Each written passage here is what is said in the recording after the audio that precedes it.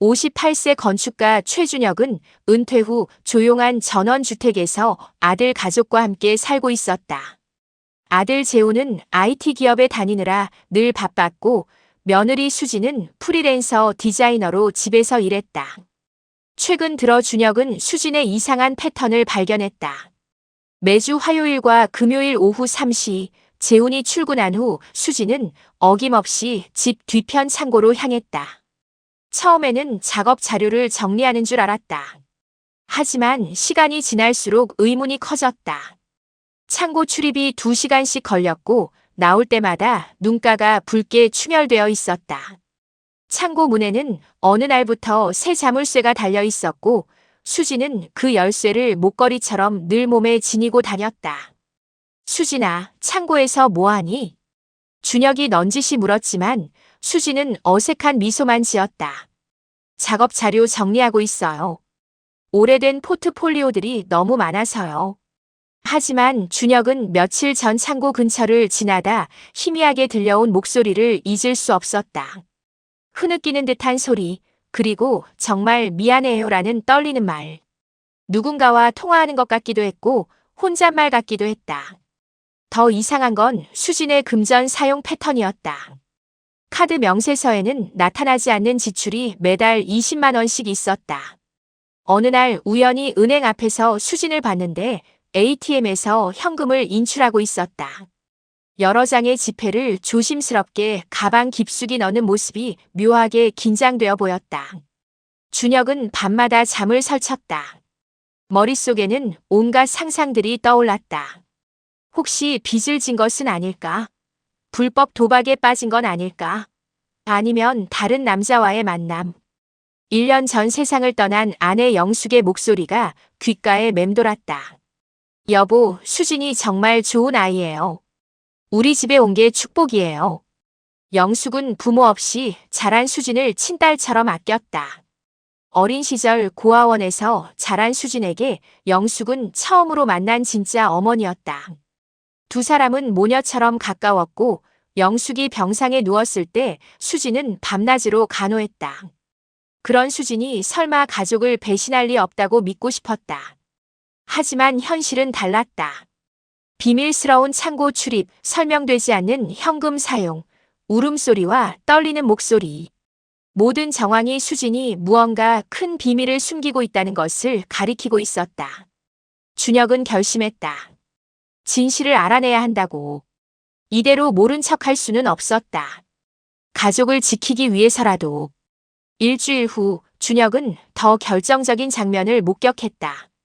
화요일 오후 수진이 외출했다가 돌아왔다. 손에는 작은 꽃다발이 들려 있었다. 하얀 국화와 노란 장미. 영숙이 생전에 가장 좋아하던 꽃이었다. 수진은 주변을 살피듯 두리번거리다가 창고로 향했다. 이상했다. 집 안 어디에도 그 꽃들은 보이지 않았다. 거실도 안방도 수진의 작업실에도 꽃병은 없었다. 그렇다면 창고에 가져간 것이 분명했다. 준혁은 오랜 친구 명수를 만나 조심스럽게 상담을 구했다. 동네 한정식집에서 막걸리 잔을 기울이며 준혁은 입을 열었다. 요즘 며느리가 이상해. 정기적으로 창고에 들어가는데 뭘 하는지 모르겠어. 울음소리도 들리고 현금도 자주 찾고. 명수는 잔을 내려놓으며 심각한 표정을 지었다. 준혁아, 그거 수상한데. 요즘 젊은 사람들 불법 온라인 도박에 빠지는 경우 많다더라. 아니면 대출 문제거나. 창고는 가족 몰래 하기 딱 좋은 장소잖아. 설마 수진이가. 사람 일은 모르는 거야. 겉으로는 멀쩡해 보여도 속은 모르지. 확인해봐야 해. 집으로 돌아오는 길 준혁의 마음은 더욱 무거워졌다. 그날 밤 준혁은 창고 근처까지 가봤다. 달빛 아래 희미한 불빛이 창문 틈새로 새어나왔다. 누군가 안에 있다는 증거였다. 재우는 회사 야근 중이었고 집에는 수진과 준혁뿐이었다. 귀를 기울이자 목소리가 들렸다. 보고 싶어요. 정말 많이 보고 싶어요. 간절한 목소리였다. 그리움이 묻어나는 누군가를 애타게 그리워하는 음성이었다. 준혁의 가슴이 철렁 내려앉았다. 누구를 그렇게 보고 싶다는 걸까? 재훈이 아닌 다른 누군가를. 이렇게밖에 할 수 없어서 미안해요. 수진의 목소리는 떨리고 있었다. 죄책감이 가득한 음성이었다. 무엇을 미안해하는 걸까? 다음 날 준혁은 용기를 내어 수진을 미행하기로 결심했다. 비열한 짓이라는 건 알았다. 하지만 가족을 지키기 위해서라면 어쩔 수 없었다. 금요일 오전 수진이 가방을 들고 외출했다. 준혁은 모자를 깊이 눌러쓰고 거리를 두며 뒤따랐다. 수진은 버스를 타고 시내로 갔다. 준혁도 황급히 같은 버스에 올라탔다. 20분쯤 달렸을까. 수진이 내린 곳은 전통 한지 전문점이 모여있는 골목이었다. 수진은 그중 한 가게로 들어갔고 20분 후 나왔을 때 손에는 고급 한지 묶음이 들려 있었다. 한지를 왜 사는 거지? 디자이너인 수진에게 필요한 재료일까? 아니면 편지를 쓰기 위해서? 누구에게 쓰는 편지일까? 준혁은 조심스럽게 거리를 유지하며 수진을 따라갔다. 다음으로 수진이 들어간 곳은 향 전문점이었다. 백단향과 침향을 구입했다. 집으로 돌아온 수진은 쇼핑백을 들고 곧장 창고로 향했다. 그리고 3시간 동안 나오지 않았다. 준혁은 거실 소파에 앉아 천장만 바라봤다. 모든 증거들이 한 방향을 가리키고 있었다. 수진은 분명 무언가 큰 비밀을 숨기고 있었다. 꽃, 한지, 향. 이 모든 것이 무엇을 의미하는 걸까? 밤이 깊어졌다. 아내 영숙이 세상을 떠나기 전 마지막으로 했던 말이 또다시 떠올랐다. 여보, 수진이 잘 부탁해요. 그 아이 우리한테 온 게 축복이에요. 영숙은 수진을 친딸처럼 아꼈다. 부모 없이 자란 수진에게 가족의 따뜻함을 주고 싶어 했다. 그런 수진이 설마 가족을 배신할 리 없다고 믿고 싶었다. 하지만 현실은 믿음을 배신하고 있었다. 한 달이 흘렀다. 준혁의 관찰은 점점 더 집요해졌다. 수진이 창고에 들어갈 때마다 시간을 재고 나올 때의 표정을 수첩에 기록했다. 화요일과 금요일 어김없이 오후 3시. 평균 체류 시간은 2시간 30분. 나올 때는 항상 눈이 붓고 안색이 창백했다. 쓰레기통도 확인하기 시작했다. 어느 날 찢어진 종이 조각들을 발견했다. 너무 잘게 찢어져서 내용은 알 수 없었지만 수진의 손글씨가 분명했다. 누군가에게 쓴 편지를 찢어버린 것 같았다. 사랑하는. 한 조각에 그렇게 적혀 있었다. 준혁의 손이 떨렸다. 사랑하는. 누구를 사랑한다는 걸까? 더 충격적인 일은 어느 날 새벽에 일어났다. 화장실에 가려고 일어났는데 복도에서 발소리가 들렸다. 시계를 보니 새벽 2시였다. 조심스럽게 방문을 열고 내다봤다. 수진이었다. 잠옷 차림으로 창고 쪽 계단을 올라가고 있었다. 손에는 작은 상자가 들려 있었다. 무엇이 들었는지는 알 수 없었지만 수진은 그것을 가슴에 꼭 안고 있었다. 한밤중에 창고로? 도대체 무슨 일이 있는 거지? 30분쯤 후에 수진이 돌아왔다. 빈손이었다. 상자는 창고에 둔 모양이었다. 수진의 눈가에는 눈물 자국이 선명했다. 다음 날 아침 준혁은 수진에게 조심스럽게 물었다. 어젯밤 잠은 잘 잤니? 얼굴이 피곤해 보이는데. 수진이 깜짝 놀란 표정을 지었다. 컵을 든 손이 미세하게 떨렸다. 네, 잘 잤어요. 그냥 요즘 일이 좀 많아서요. 거짓말이었다. 수진의 눈동자가 불안하게 흔들렸다. 일주일 후 명수와 다시 만났다. 준혁아, 더 이상 미룰 수 없어. 이제 확인해야 할 때야. 하지만 며느리를 어떻게 의심하겠어. 영숙이가 그렇게 아꼈는데. 바로 그래서 확인해야 하는 거야. 만약 수진이가 진짜 문제에 빠졌다면 지금이라도 도와줘야지. 모른 척하는 게 도움이 아니야. 명수의 말이 맞았다. 준혁은 고민 끝에 결심했다. 수진이 깊이 잠든 사이 창고 열쇠를 빌려 안을 확인하기로 했다. 며칠 후 재훈이 해외 출장을 떠났다. 3일 동안 집에는 준혁과 수진만 남게 되었다. 지금이 아니면 기회가 없었다. 그날 밤 창고에서 또 소리가 들렸다. 준혁은 복도 끝까지 가서 귀를 기울였다. 용서해 주세요. 제발 용서해 주세요. 수진의 목소리였다. 울음이 섞인 절박한 목소리였다. 누구에게 용서를 구하는 걸까? 제가 더 잘했어야 했는데. 모두 제 잘못이에요. 무슨 잘못을 저질렀다는 걸까? 준혁의 머릿속에는 온갖 상상이 떠올랐다. 혹시 누군가를 다치게 한 건 아닐까? 사고를 낸 건 아닐까? 아니면 더 큰 범죄에 연루된 건 아닐까? 밤새 잠을 이룰 수 없었다. 내일은 반드시 확인해야 한다. 진실이 무엇이든 이제는 알아야만 했다. 다음 날 저녁 수진은 일찍 자리에 들었다. 피곤하다며 평소보다 1시간 일찍 방으로 들어갔다. 준혁은 거실 소파에 앉아 시계만 바라봤다. 11시, 12시, 1시. 집안은 고요했다. 수진의 방에서는 아무 소리도 들리지 않았다. 새벽 2시 30분. 준혁은 조용히 일어났다. 심장이 터질 듯 뛰었다. 손바닥에는 땀이 났다. 이제 진실을 마주할 시간이었다. 복도를 지나 수진의 방문 앞에 섰다. 숨소리조차 죽였다. 문손잡이를 돌렸다. 천천히, 아주 천천히. 방 안은 어둠에 잠겨 있었다. 수진은 침대에서 깊이 잠들어 있었다. 평화로운 얼굴이었다. 준혁은 방 안을 둘러봤다. 화장대 위에 열쇠가 놓여 있었다. 믿을 수 없었다. 그토록 소중히 여기던 열쇠를 그냥 두다니. 떨리는 손으로 열쇠를 집어들었다. 차가운 금속의 감촉이 현실을 일깨웠다. 이제 돌아갈 수 없다. 조용히 방을 나와 창고로 향했다. 창고로 가는 계단은 유난히 길게 느껴졌다.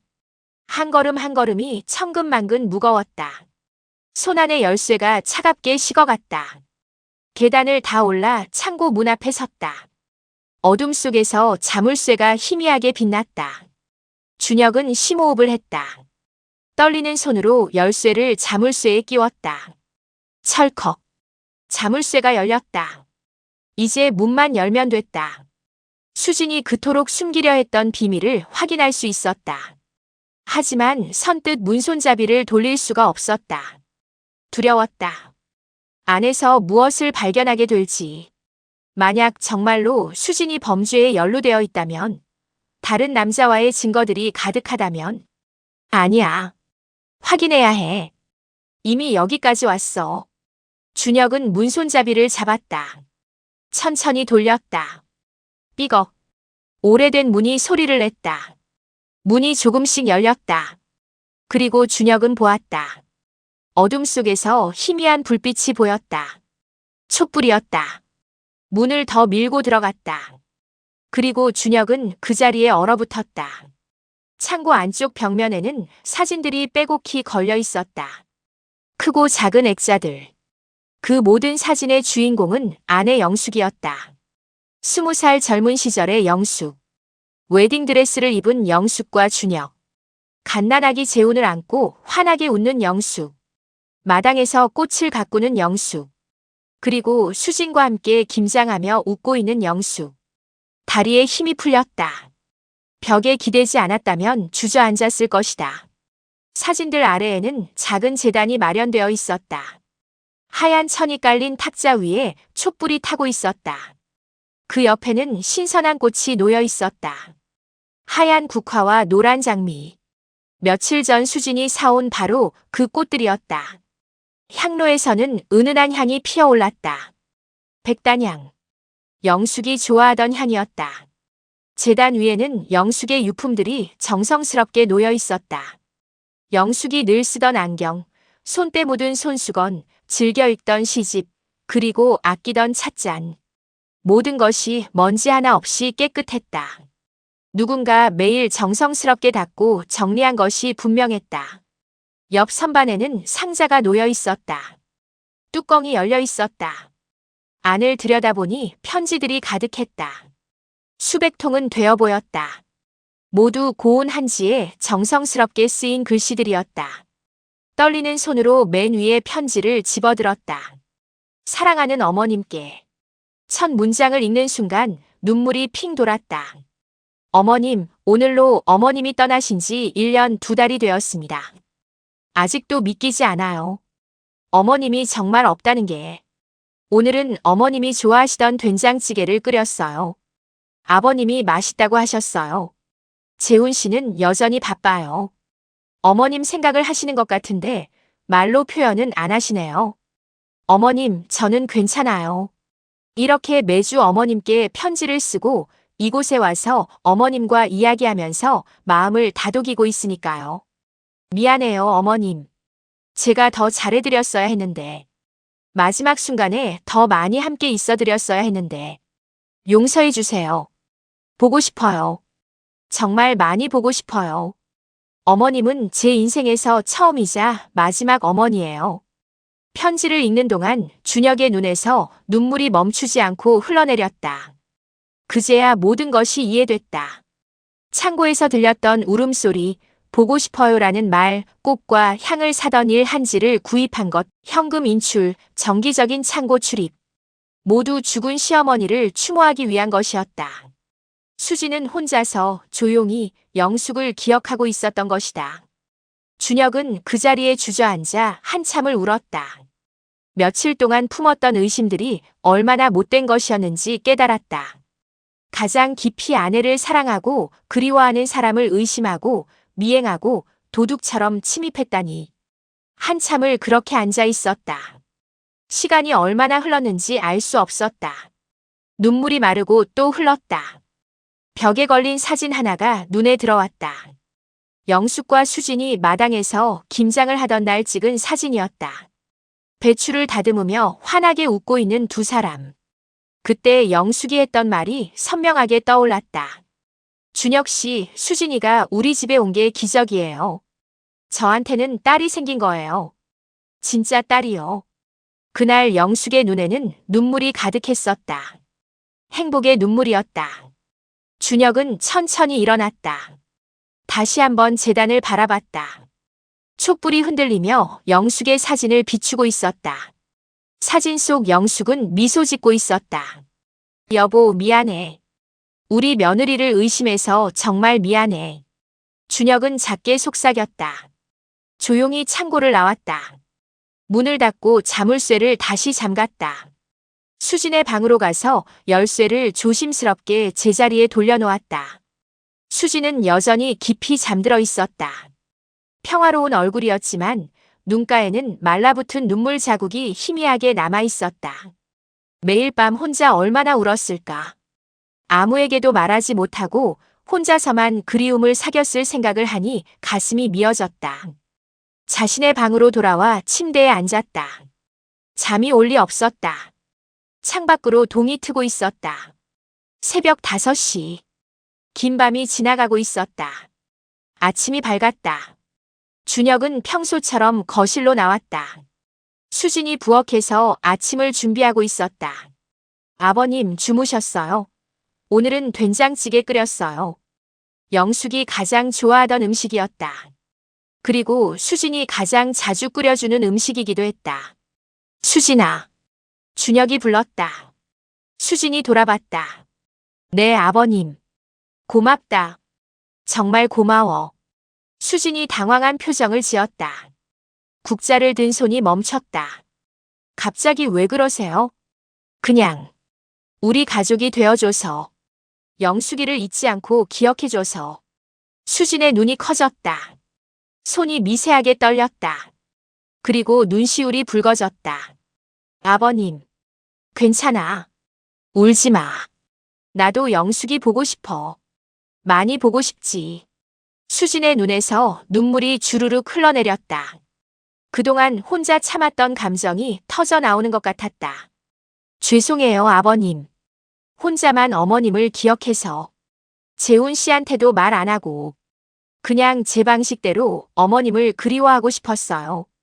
이기적이었죠? 아니야. 이기적인 게 아니야. 너는 정말 효녀야. 영숙이가 하늘에서 얼마나 좋아하겠니? 두 사람은 한참을 말없이 서 있었다.